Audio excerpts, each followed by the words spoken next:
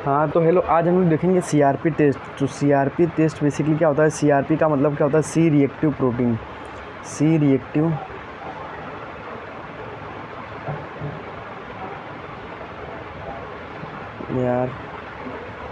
सी reactive protein.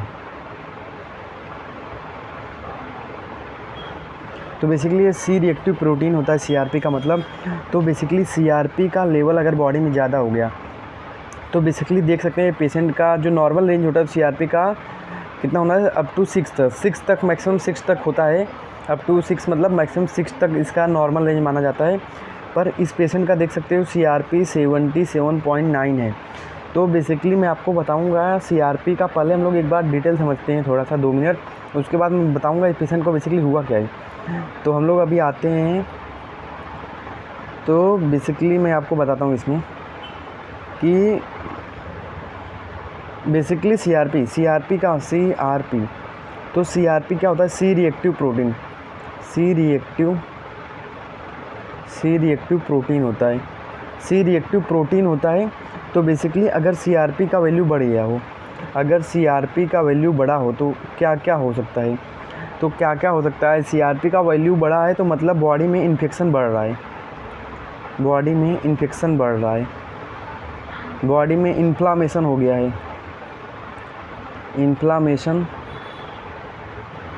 Body में inflammation बढ़ रहा है, मतलब बॉडी में इन्फ्लामेशन हो गया है, ये बोल सकते हैं। तो बेसिकली जो सीआरपी होता है, सीआरपी कहाँ से प्रोड्यूस होता है बेसिकली, तो सीआरपी प्रोड्यूस होता है,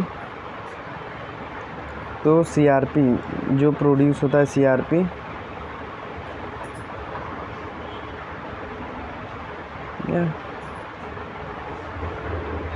तो सीआरपी प्रोड्यूस होता है लीवर से।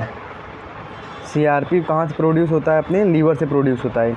तो सीआरपी लीवर से प्रोड्यूस होता है। जब भी इन्फेक्शन बढ़ जाता है बॉडी में तो जो लीवर होता है वो सीआरपी प्रोड्यूस करता है। तो सीआरपी बेसिकली सीआरपी का काम क्या होता है कि इन्फेक्शन को कम करना और इन्फ्लामेशन को कम करना, ये सीआरपी का काम होता है। तो सीआरपी का काम क्या होता है, इन्फेक्शन को कम करना और इन्फ्लामेशन को कम करना। तो इस सीआरपी कहाँ से प्रोड्यूस होता है, लीवर से प्रोड्यूस होता है।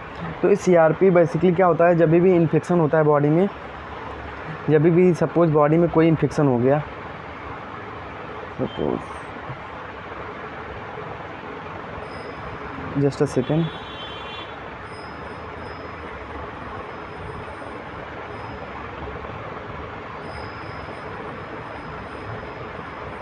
तो सपोज ये पर्सन है, इसको कोई इन्फ्लामेशन हुआ है,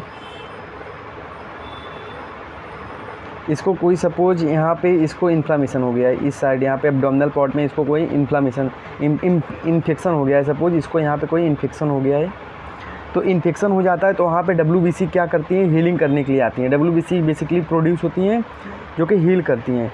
तो डब्ल्यूबीसी जब हील करती हैं तो वहाँ से इंटरल्यूकिन सब्सटेंस होते हैं जो कि सीआरपी का प्रोडक्शन कराते हैं लीवर के थ्रू, सीआरपी का प्रोडक्शन कराते हैं लीवर के थ्रू अपने। तो यहाँ से लीवर के थ्रू सीआरपी का प्रोडक्शन होता है।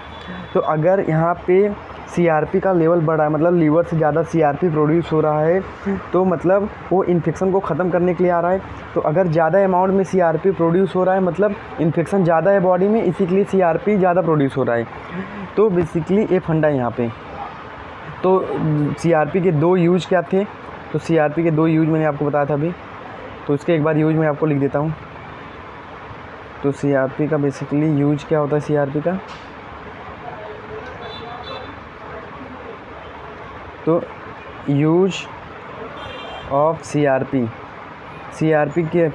क्या करता है, तो सीआरपी का बेसिकली क्या यूज होता है, पहला टू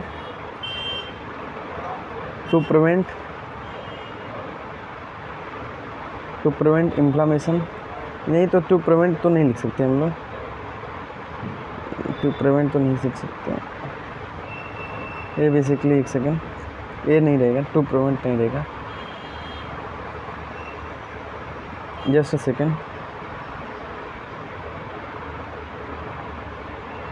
हाँ तो इसका यूज देखते हैं, use of CRP.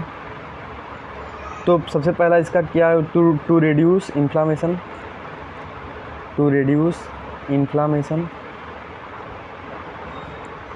And second use क्या है, to decrease infection in body, infection in body. तो बॉडी में कोई भी इन्फेक्शन हुआ हो, जैसे आर्थराइटिस हो गया, मेनिंगाइटिस हो गया, हाँ, उसके बाद क्या हो गया, हेपेटाइटिस हो गया, हेपेटाइटिस हो गया, वायरल इन्फेक्शन हो गया है, उसको वायरल इन्फेक्शन हो गया है। तो बेसिकली ये देखा जाता है बच्चे लोग में ज़्यादा ये CRP टेस्ट कराते हैं। तो ये CRP टेस्ट हो गया और उसके बाद हम लोग अब CRP टेस्ट का रिपोर्ट देख लेते हैं। तो बेसिकली ये रिपोर्ट में देखेंगे तो ये जो CRP है वहाँ पे लेवल देखो 77.9 दिया गया है। तो इस पेशेंट में 77.9 का मतलब क्या होगा, मैं बताता हूँ। ये पेशेंट को मैं जानता हूँ क्या हुआ था। ये पेशेंट को मतलब कोई बहुत ज़्यादा इन्फेक्शन हुआ होगा, कोई बहुत ज़्यादा इन्फेक्शन और इन्फ्लामेशन दोनों हुआ हुआ है। तो बेसिकली ये डायबिटिक का पेशेंट था। और आपको पता है डायबिटिक के पेशेंट में जो होते हैं वो क्या होता है, जो हाथ पैर में सूजन आ जाती है। तो बेसिकली इन्फ्लामेशन बढ़ गया था, उसमें से पस निकल रहा था। पस निकलना इन द सेंस क्या हो गया, उसमें बैक्टीरियल इन्फेक्शन बहुत ज़्यादा थे, मतलब उसमें बैक्टीरिया इन्फेक्शन बहुत ज़्यादा थे, पस निकल रहा था उसको। तो ये बेसिकली डायबिटिक पेशेंट है। तो इसका क्या था, 77.9 था। तो 77.9 CRP मतलब बहुत ज़्यादा प्रोड्यूस हो रहा है। CRP बहुत ज़्यादा प्रोड्यूस हो रहा है, मतलब बॉडी में इन्फेक्शन और इन्फ्लामेशन दोनों है। तो इसको कोई बड़ी इन्फेक्शन हुई है। तो इस पेशेंट को हुआ था, डायबिटिक हुआ है, इस पेशेंट को डायबिटिक हुआ है। और उसका डायबिटीज़ लेवल जो मैंने देखा था वो था 411 इसका डायबिटिक लेवल था। और इसके हाथ पैर क्या थे, इसमें स्वेलिंग था, प्लस उसके बाद हाथ पैर में स्वेलिंग के साथ इसमें जो पस निकल रहे थे बॉडी से, कहीं कहीं जगह पे पस निकल रहे थे, मतलब इन्फेक्शन बढ़ जाता है। तो ये था अपना पूरा CRP टेस्ट। तो होप आपको ये CRP टेस्ट समझ में आएगा। तो यार प्लीज़ ये चैनल को सब्सक्राइब करो यार, अगर समझ में आओ CRP। और अगर कोई डाउट है तो प्लीज़ आप कमेंट बॉक्स में करो, मैं आपको रिप्लाई देता हूँ उसमें।